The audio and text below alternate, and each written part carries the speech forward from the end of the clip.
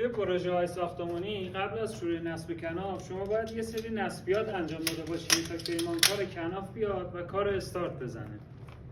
مورد اول گچ و خاک دیوار است که باید تا زیر پودرهای بتونی کاملا گچکاری انجام بشه که ما بتونیم سازه های کناف و دورتاتور سالن نصب کنیم. مورد دوم لوله کشی اسپرینکلر آتش نشانی است که اینا حتما باید قبل کناف نصب بشه. و یه نکته مهم دیگه گچکاری دیوارا حتما باید خشک شده باشه چون این گچ خیس کناف رو نگه نمیداره.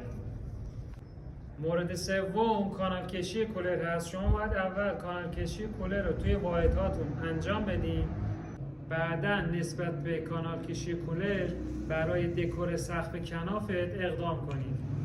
مورد چهارم سرامیک آشپزخونه، سرویس و حمومه که تمام اینا باید نصب بشه و یه گچ 10 سانتی زیر پودرا ما نیاز داریم که بتونیم سازه های کنافمون رو روش نصب کنیم. به جز این 4 مورد اگه مورد دیگه هم هست زیر این پست برام کامنت کنید.